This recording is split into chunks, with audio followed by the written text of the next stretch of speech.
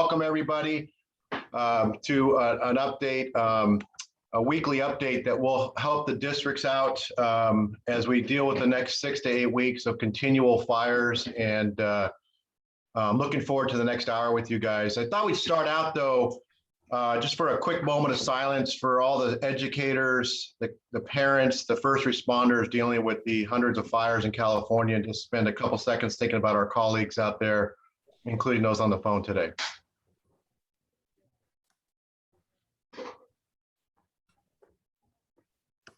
Thank you.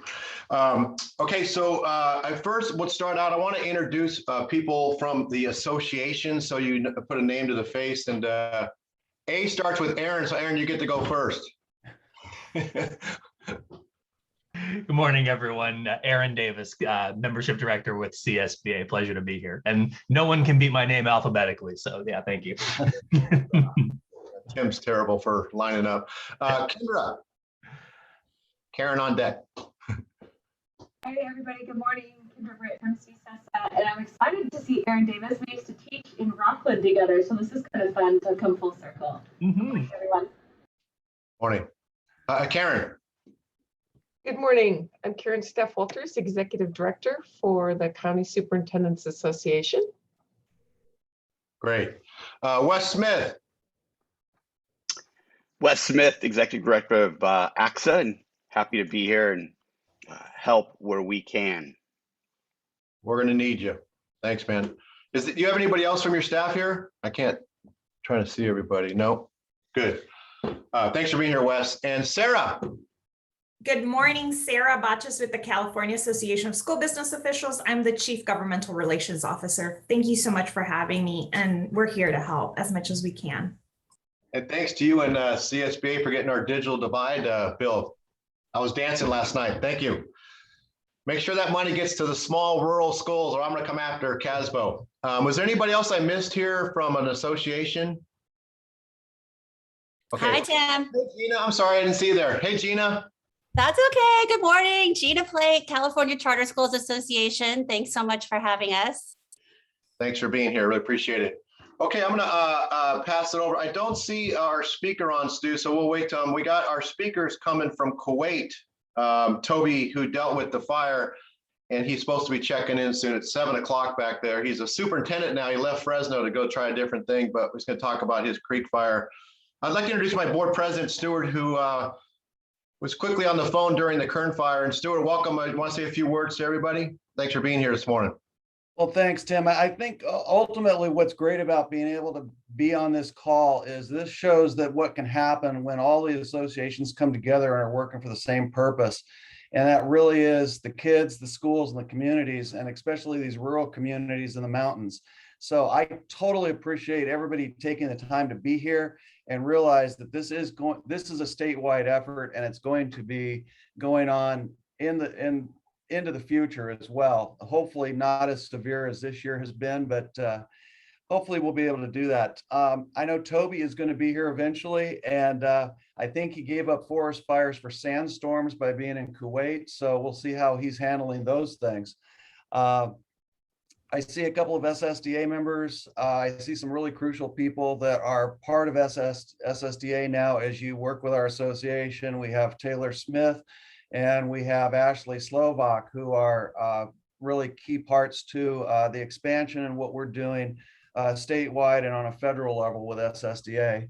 So Tim, I appreciate everybody being here. I appreciate you getting everybody together, all of the associations, AXA, CASBO, CSESA, Charter Schools Association, CSBA, CDE, and especially the CDE Emergency Response Team.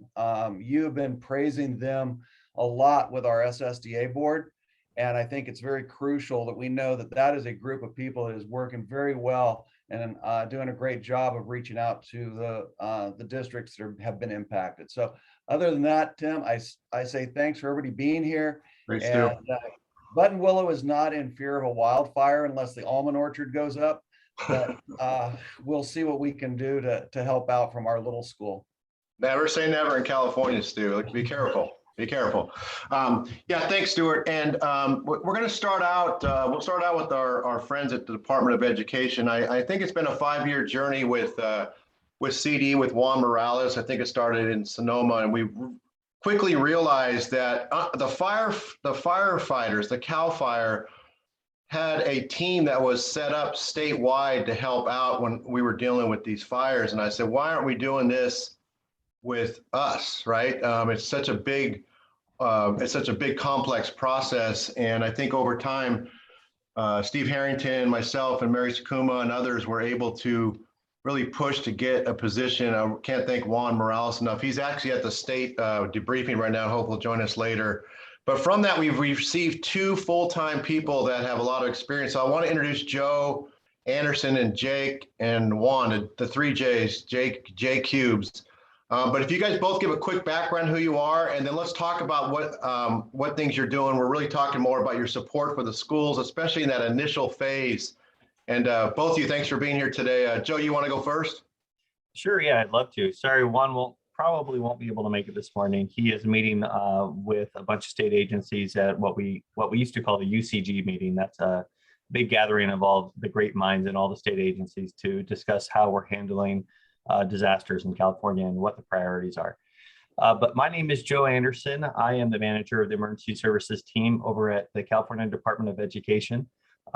Jake and I are a 2-man team, and we've been working on this at CDE for probably about 10 to 11 months. So we're relatively new here, but we're not new to emergency management. Both of us came from Cal OES. I was there for about 10 years. Jake was there for about 2 years, but he has a lot of other emergency management experience before that. And with that, I'll turn it over to Jake to introduce himself a little bit more, if he can. He's at the State Operations Center right now. Thank you very much. I appreciate that, Joe. And thank you, Tim, for putting this together so that we can meet with these folks. It's really difficult during these times to maintain and gain situational awareness about what's going on out there. So as much as you all can communicate with us, we appreciate it because it helps us understand the impacts. And part of what we do is that we take the information that you give us, we package it up nice and pretty, and then we deliver it to the State Operations Center so that when these big disasters are going on, we can make sure that you all are represented in those unified command group meetings, those UCG meetings, because there's large scale policy decisions that are being made on how we're going to support each of the individual agencies and each of the individual lines of effort. With education, there's a level of support that needs to be given.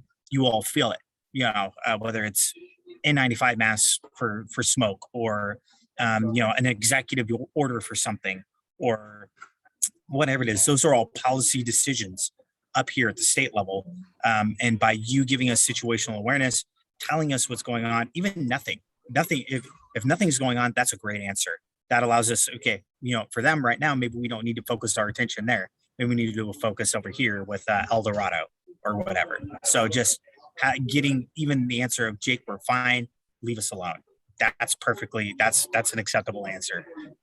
But getting that information so that we can bring it back here and ensure that you all are being advocated for at the table when policy decisions are being made. Thank you so much for allowing us to be here. Been great to work with you, Tim, and people like Patty. I see Kendra on here, Cameron. I've been working with him. A lot of you folks on here. If I'm forgetting anybody, I've been working with y'all. Y'all been Derek Cooper. It's been great to work with you all. So let me know if you have any questions. Hey, Jake, just real quick. Maybe you guys are gonna do this a little later. Could you walk through, let's say a fire breaks out in my community right now.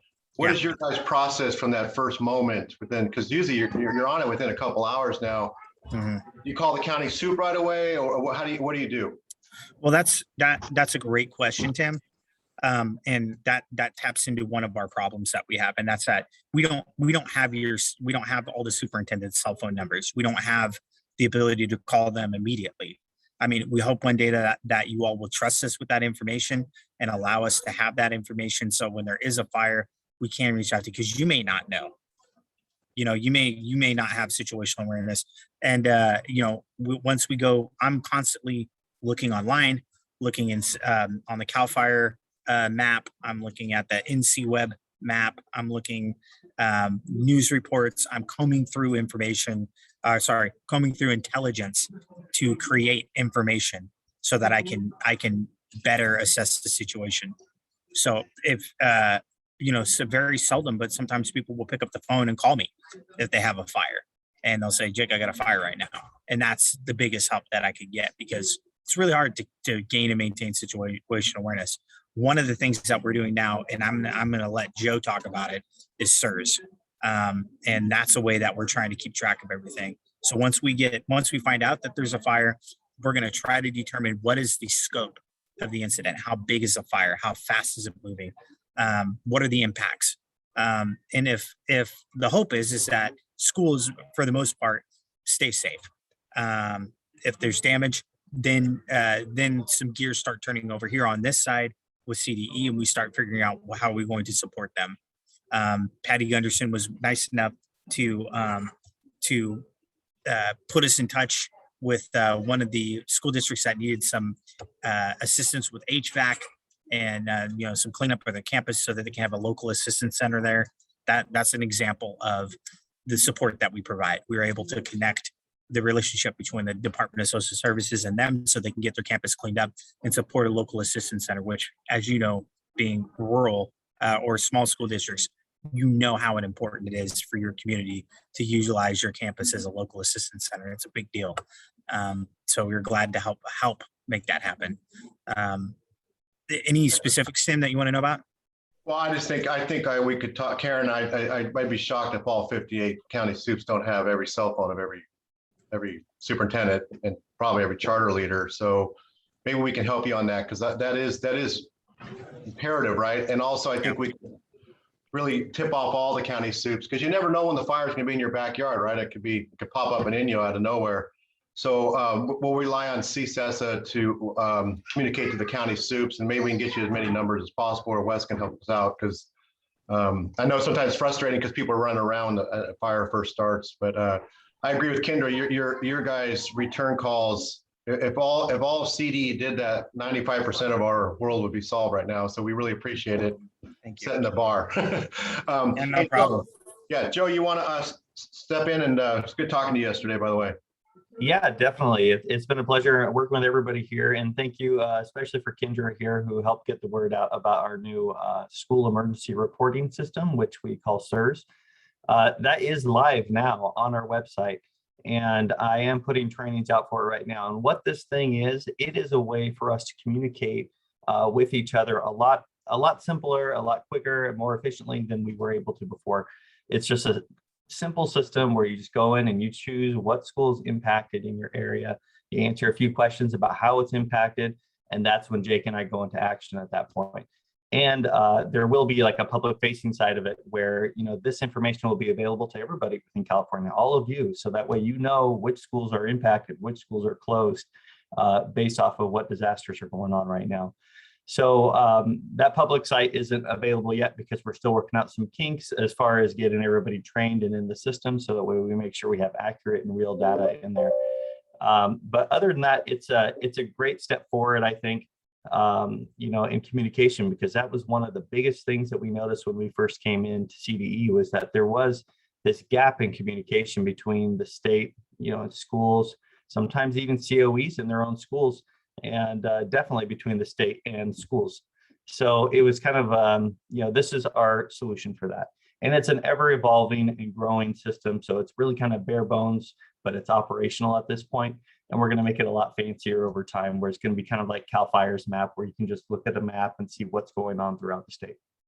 So that's coming soon, but SIRS is here, and I'm actually doing the training today at 2. So if anybody wants to promote that among their groups to get people to come, that's great. But we've already gotten the word out to every single LEA. So it's just a matter of them showing up and getting trained. So far, we've trained 1/10 of all LEAs within California over the past couple of days, which is great.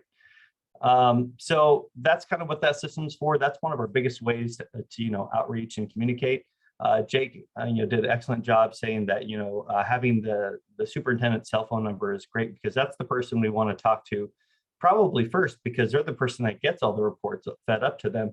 So we want to kind of let them know, hey, there's a fire in your area. Are you impacted at this time?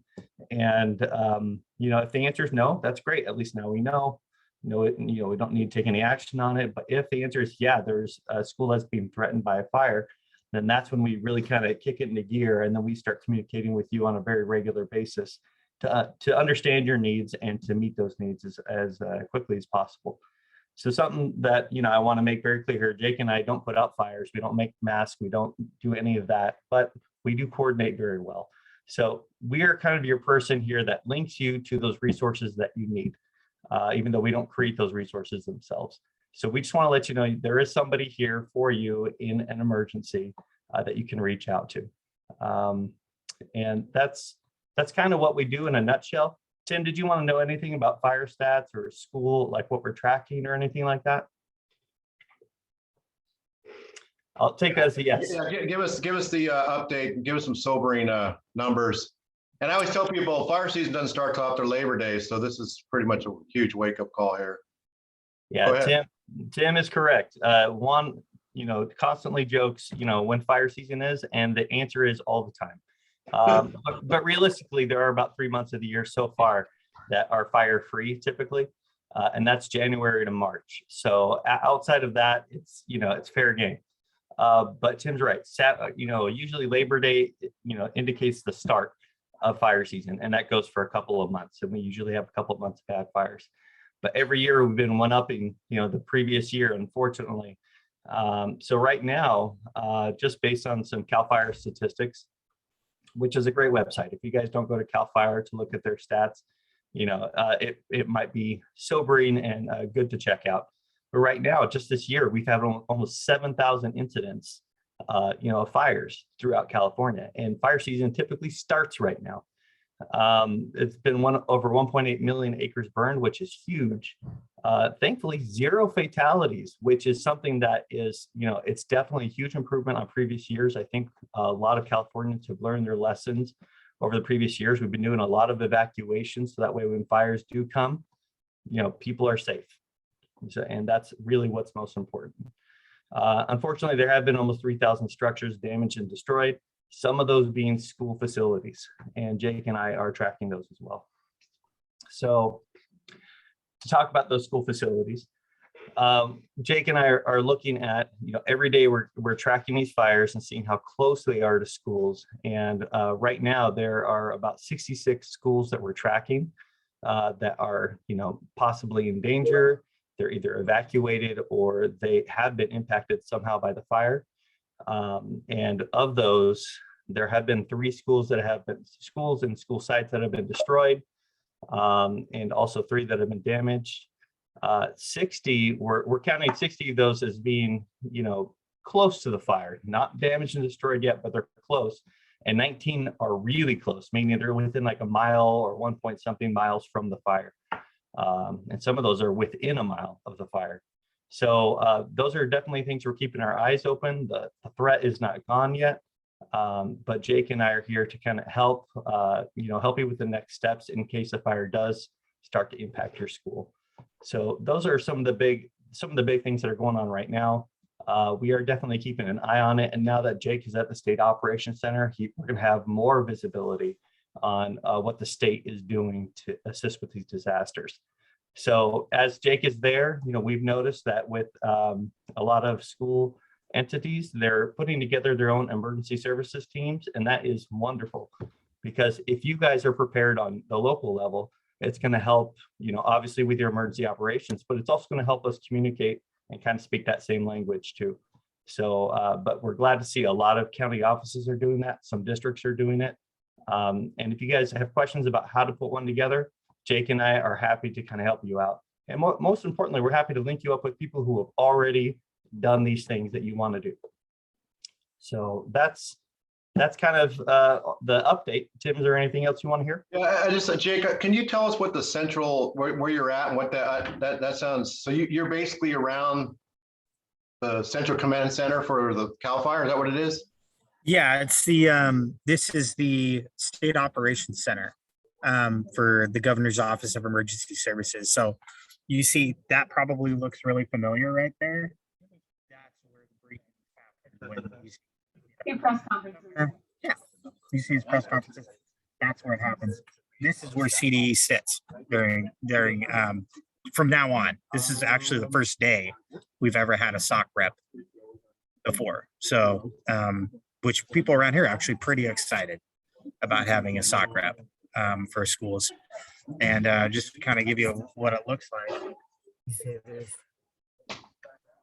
all kinds of people, doing coordination. And, I have access to, right sitting next to me is public health and medical, CDPH. Right down from him is the Emergency Medical Services Authority. That's all the EMTs and paramedics and emergency medical personnel in the state. Right in front of me, right over here is Caltrans. Right over here in this room over here is ESF2, which is communications. That's all your phones, internet, things like that throughout the state. And then in the room next door to them is CUEA, which is the California Utilities Emergency Association. And they're like all power, water, any utility. That's what they deal with. And then right here next to me in this breakout room over here, those folks are the Mass Care and Shelter Task Force. So all of the they support, that's American Red Cross, Department of Social Services, any of the feeding partners like World Central Kitchen, Salvation Army, all these different organizations. So this is a conflagration of all of the large state agencies that have a role in support in the disasters, and non-governmental organizations or NGOs that provide some resources. And right now, up in the room upstairs, the director of Cal OES is hosting what's called a unified command group meeting. That's where the people who represent the heads of that of the organizations meet, and they come up with policy level decisions to support the disaster. And so that's going on in about 6 minutes up in that room. And Juan will be on that call representing you all. So that's what we're doing here. We're coordinating, collecting information as a central point for situational awareness, sharing and gathering and receiving information. And that's why when we reach out to you and we're getting information, it's for this. This is what we're getting information for.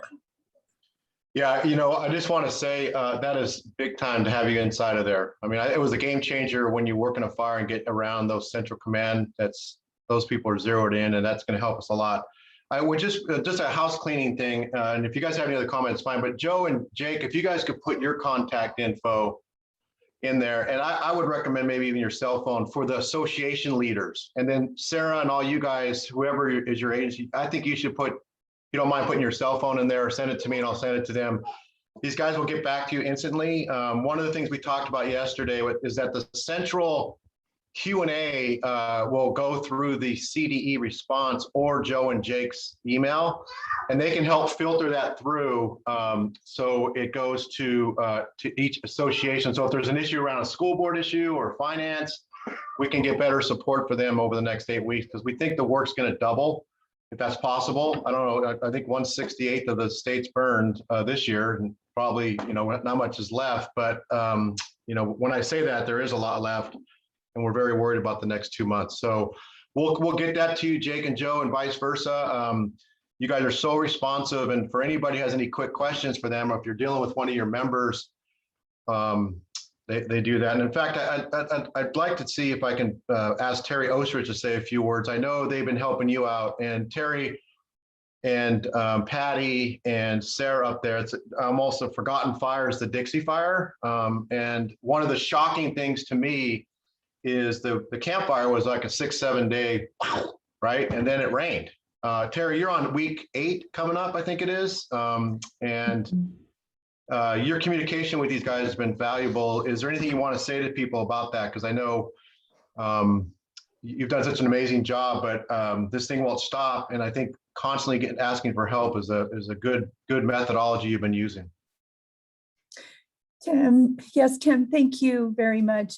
We met with Joe and Jake yesterday. Juan was on the call as well. We had our charter school, our business office, and charter's business representative on the call, looking to Joe and Jake and Juan for assistance with, finance and portables and processes and and just the connections that they can make that we are not aware of has just been so invaluable. I mean, it's having them, whether it's email, text messaging, phone calls, the support that we have received here in Plymouth County from you, Tim, from our emergency team, including Kendra. She's been absolutely amazing. I don't know what we would have done without her.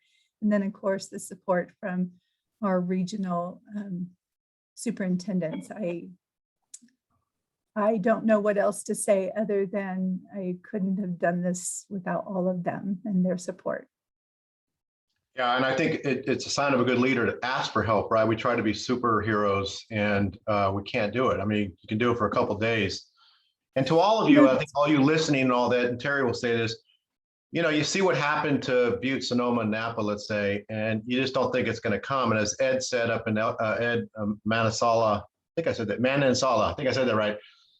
He said, I never thought I'd come, and it is, right? So we're going to talk a little bit about pre-preparation, but really there's not much you can prepare for a fire to the extent that we're seeing in Dixie. You just can't, no matter how much you practice, it's not going to happen. Before we switch gears, Joe and Jake, you have anything else to say? Joe, you're going to stay on? Yeah, I'll stay here. Jake may have to jump off for another meeting, but I'll be here the whole meeting. Yeah, does anybody have a question for them? Any of our associations or anybody? Can I quickly, one thing that I've been texting Kendra is just from our point of view, how can we be helpful? And then we push out information to 24,000 folks.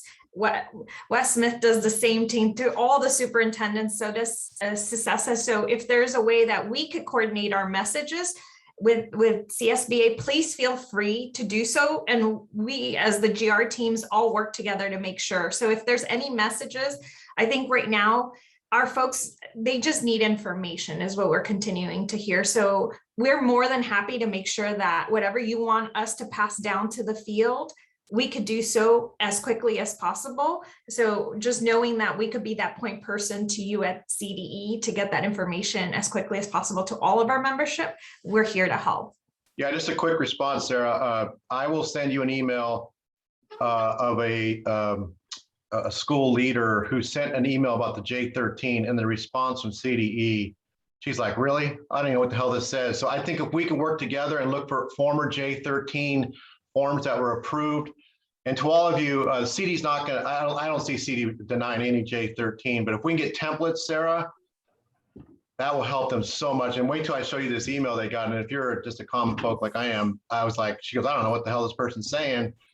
Patty, you had your hand raised. I'm sorry. Yeah, that's the piece I was going to say. So J13s right now have to have a stupid plan that you have to put in place that doesn't mean anything in order to file a J13 when you've had a fire that's been burning for over a month and it runs into September 1st. And then just so you guys may not be aware. So the Dixie Fire took another run yesterday and is now threatening a couple of other districts that are on the complete other end of the fire. And so you guys, it's hard to fathom that this fire runs from Shasta County to the Nevada line almost. Jeez. And it's just, I mean, yesterday I had 2 more districts that went into evacuation issues. So to then add to the plate of these superintendent principals and business managers that are trying to figure out how to file a J13, it's the most asinine thing I've ever seen in my life. And so I'm just gonna stop there. But Sarah, yeah, if we can have any help on those J13s, I would really appreciate it. Yeah, and in fact, I think Tony Thurman's heading up to El Dorado. Eric, I think Eric's on here. Eric, you got to bring that up. Did he stay on? I thought I saw him. I'll make sure. But we got to make sure he understands that Mr. Torlakson was fantastic in helping us with this work. And I think he just needs to tell his staff, be sensitive, right? Because they're just kind of doing it like it's no thing. So we'll work on that. So Sarah, that'd be great if you could work on that and stay in touch with me. We got some samples from other fires, but I think we got to get the newest template, just to kind of be, what do you call it? You just drop it in, you're done. Just change the name. Okay. I'd like to switch gears. Each week we're going to do this. I think it's the most valuable thing we learned last year. Last year we had the Creek Fire, we had the Happy Camp Fire, and the Santa Cruz. And collectively, these meetings, I think, save them, these leaders in those areas. And I'd like to introduce Derek Cooper, who is from Happy Camp. And Toby's struggling with the internet. He's just texting me right now. But Derek had his community wiped out. I think half the homes up there beyond wiped out. And he did incredible work. This is the beauty of Zoom, him being all the way up in Siskiyou, all by himself in the middle of the farthest you can get up north. Derek, I really appreciate you partnering with all the other leaders that were dealing with it last year. Do you want to give 5 things you learned from the fires last year that would help out our newbies? Sure. Being a superintendent's the easiest job in the world. Especially yeah. Thought I'd get, just some humor going because we are right now on a warning evac from a different fire, from the McCash fire. A little bit about Happy Camp. We're an hour and a half away from the county office on the Klamath River. Last year, the Slater fire started almost to the day, September 8th, and we were evacuated the 9th through the 26th. And the greatest thing about a positive thing, I guess, is we had students back the 4th week of school.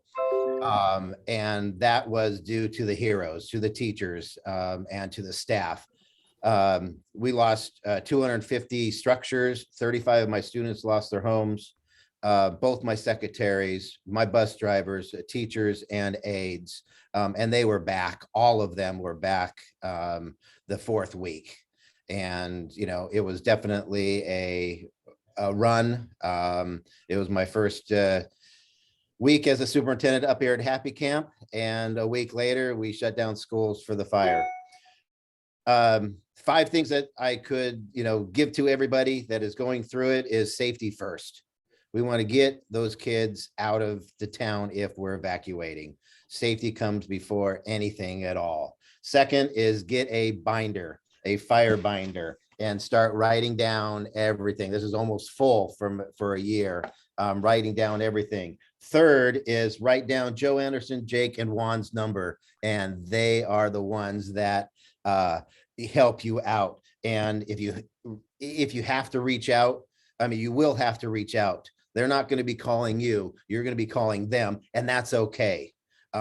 They're here to help. I think Joe was first at Cal OES or vice versa, and then switched over and still kept in communication with me.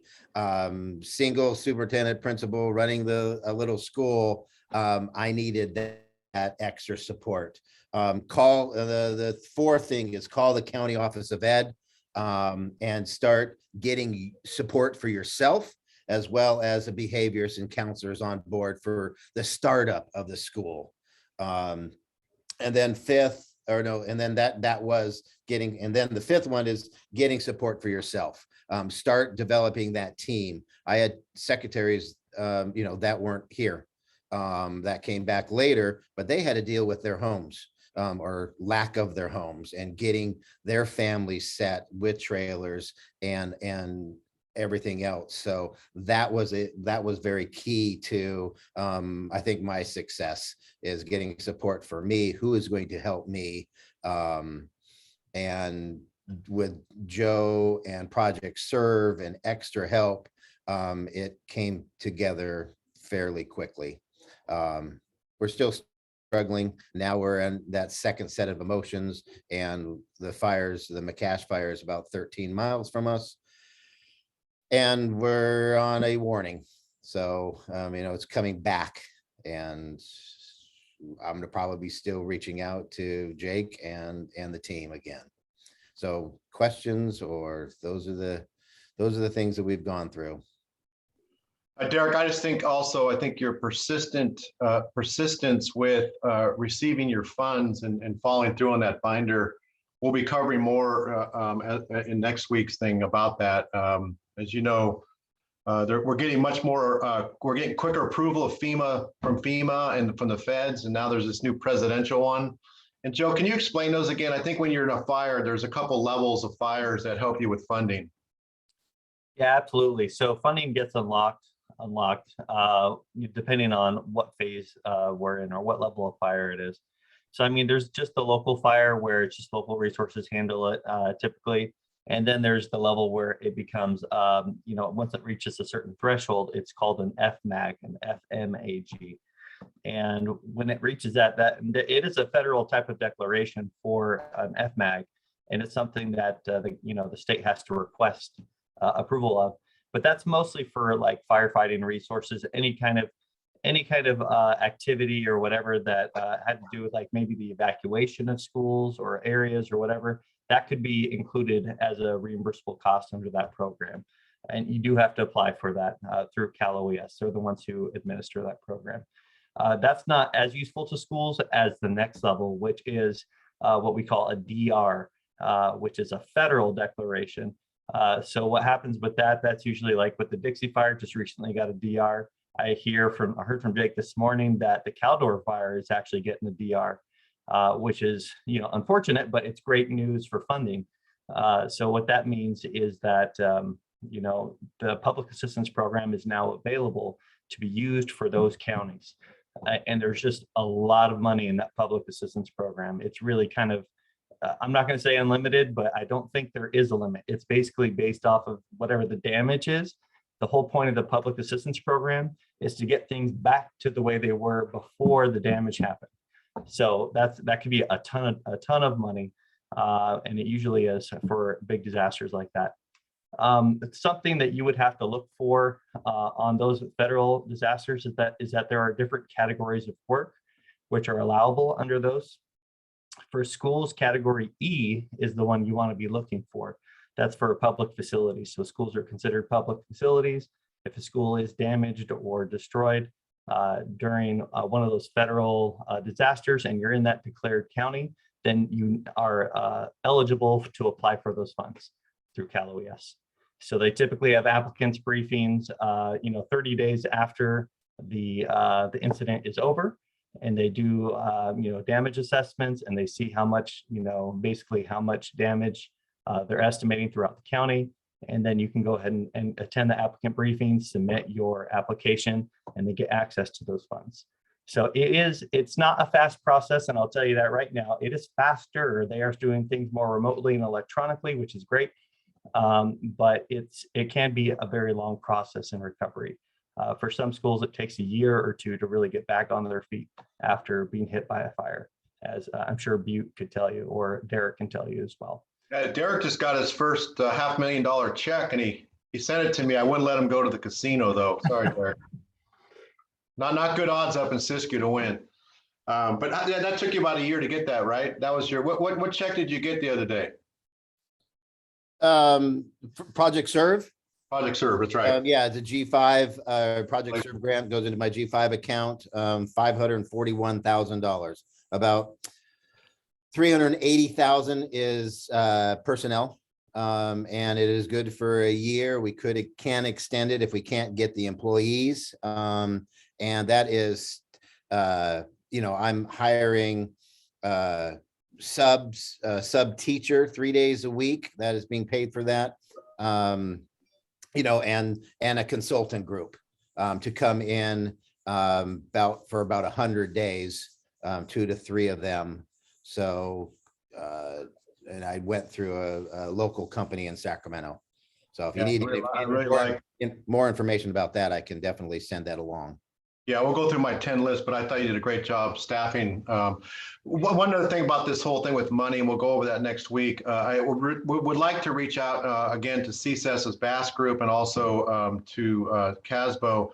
We've got to find the people that have done this work like in Sonoma for years, because it's a 3 to 5 year process to get funding. The districts try to do it on their own, and they're going to miss out on a boatload of money. And I think that's one area where I thought when Toby comes in next week, he can talk about what he did in Big Creek, but think of Title I funding times 10. That's how anal retentive it is and how meticulous it is and all that stuff. And it's I don't put wish upon that for anyone. Does anybody have any questions for Derek, or I'm going to move on to our next thing and then we'll wrap it up. I was just going to say, and you can punt this to next week, is it'd be helpful for Joe.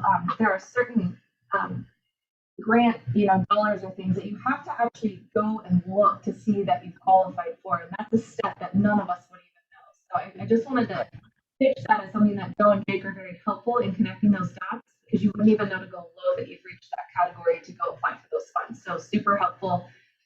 Again, just another shout out for their expertise in that, because you just don't even know, and then they know where to check, and then they can help guide you.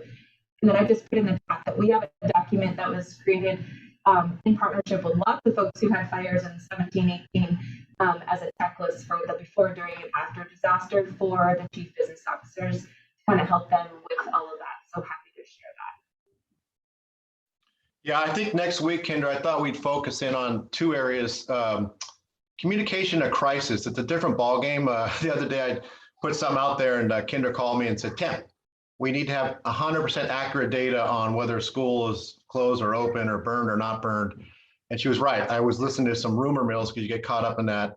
And then secondly, we'll focus on fiscal. So trying to prepare you, Kendra, for that. Maybe we can bring in Tim Herrera and others. But I think the communication at crisis is so critical. And small districts and small county offices do not have a PIO.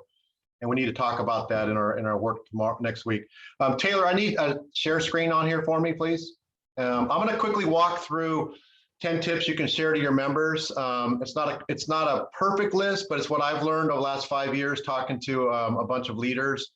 And we can always fine tune it as we go because everything does change. So let me pull up my document. Let's see. I think it's that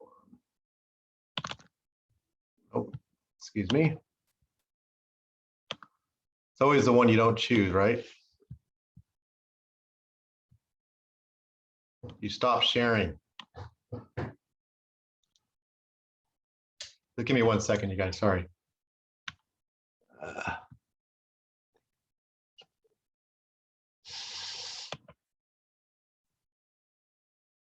I'm so sorry. I'm just going to read it. It's easier. We were able to see it, Tim. Yeah, I just want to pull up the right one. Excuse me. Just give me 1 second. It's worth it. Well, the first tip I know off the top of my head because it's so true.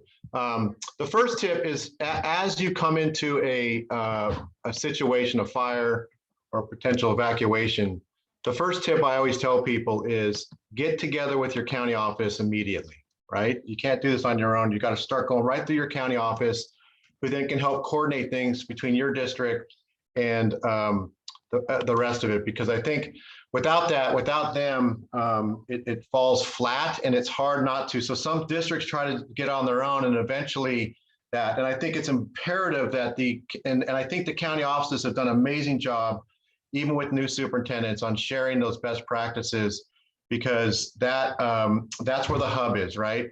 And CSSA continues to work together. They support each other. They have a ton of experience.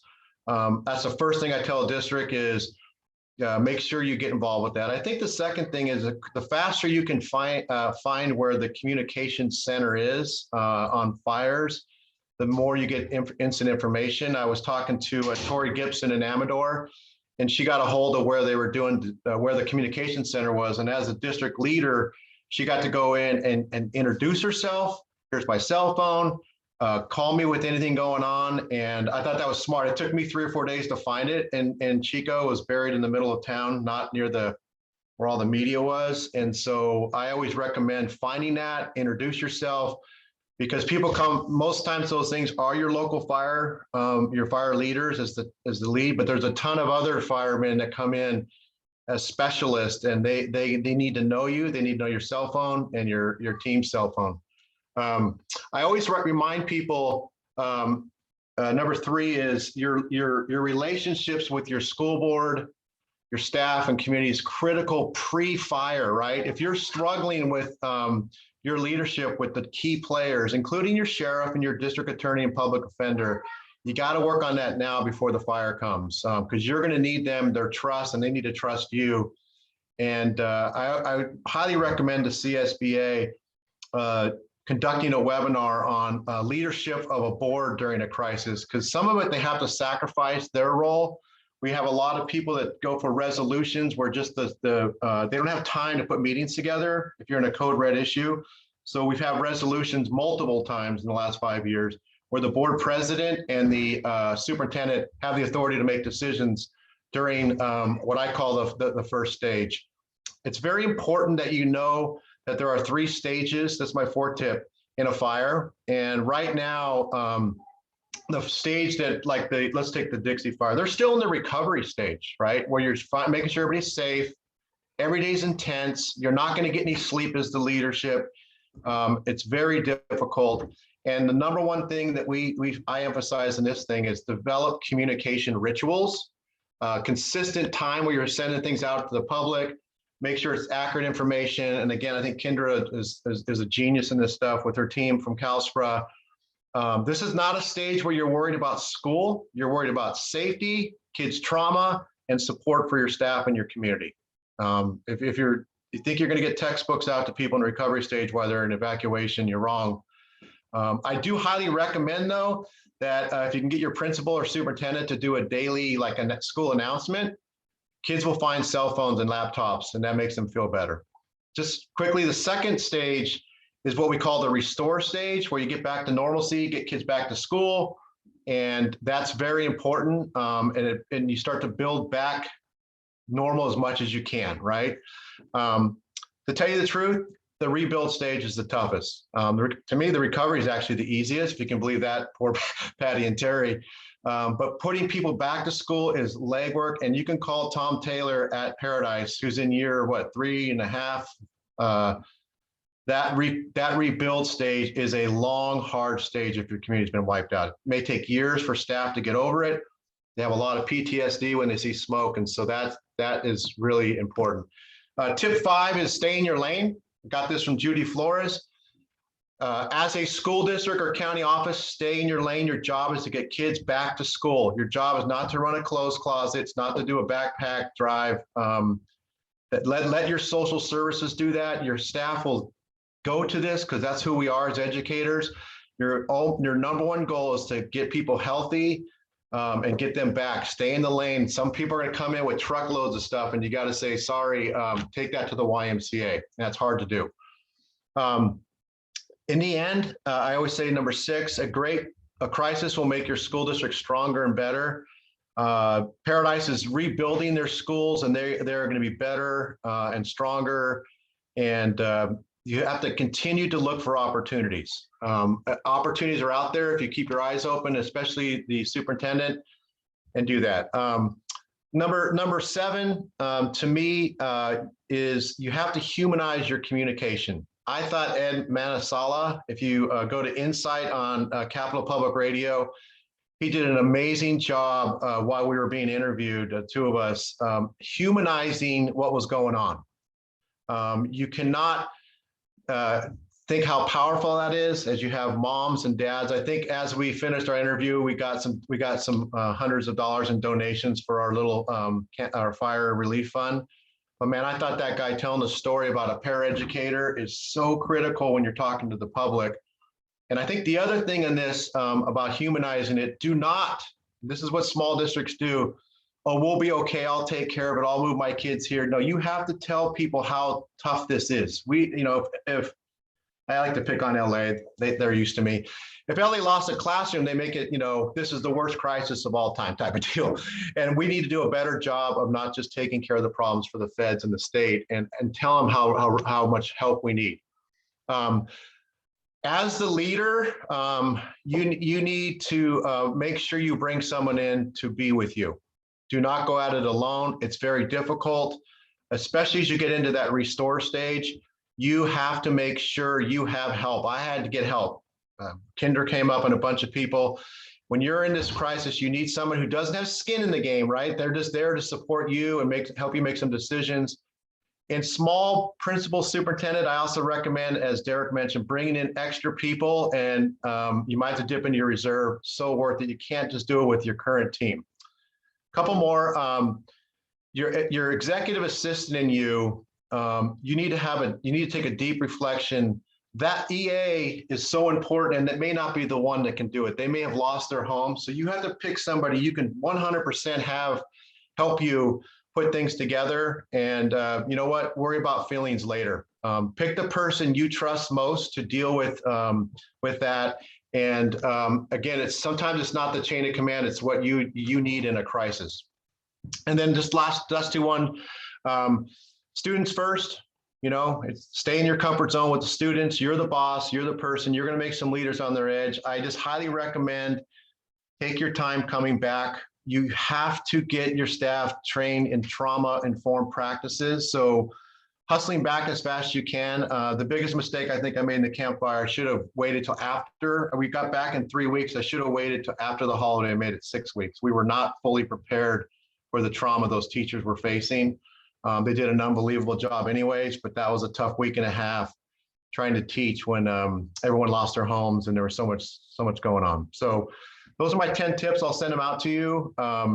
And I think collectively, we've learned a lot in the last couple of years, and we'll share that with you. And I think the other associations, if you could help train your leaders and think about what are good tips to give board members and CBOs and communication directors, and especially our administrators, leaders, Wes, I think that's a big plus, is to let them know this is a different type of crisis.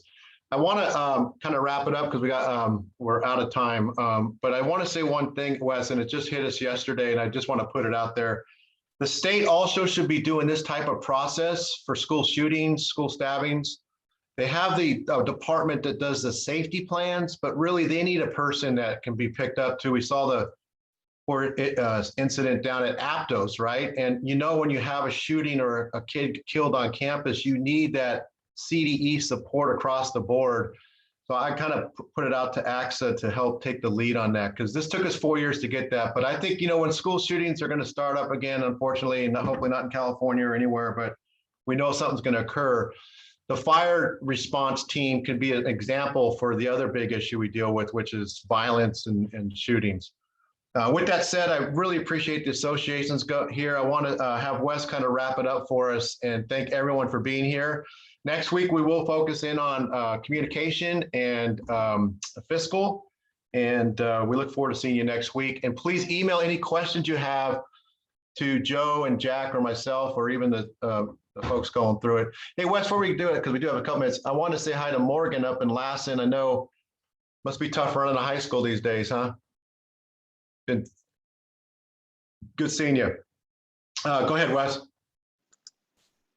Hey, Tim, just wanted to confirm that I'll follow up. I'll message Superintendent Thurman. He always enjoys getting notes from me. Hey, I wanted to say to the superintendents, first and foremost, Derek was tongue-in-cheek talking about the difficulty of the job.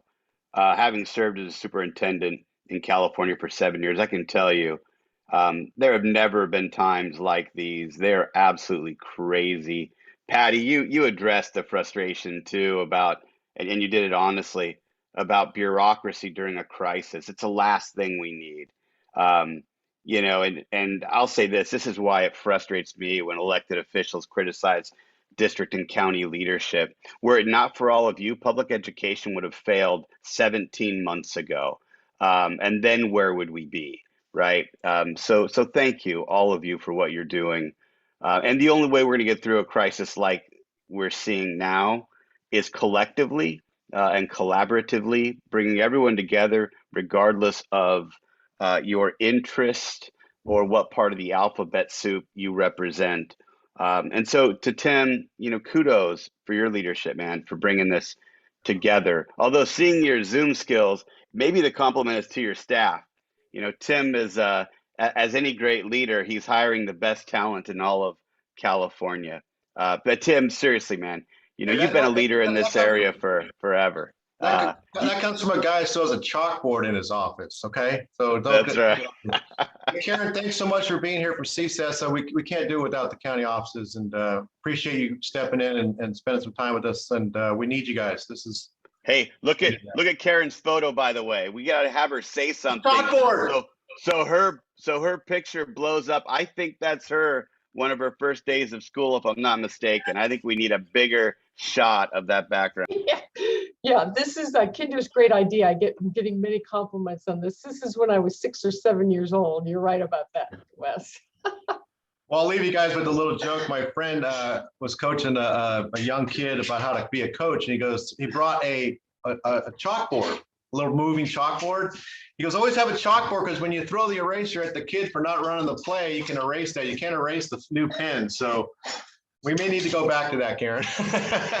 Hey, on that note, you guys, thanks so much. James, good seeing you. I hope you're all safe up there in Sierra, man. Hang in there. To all of you, thanks so much.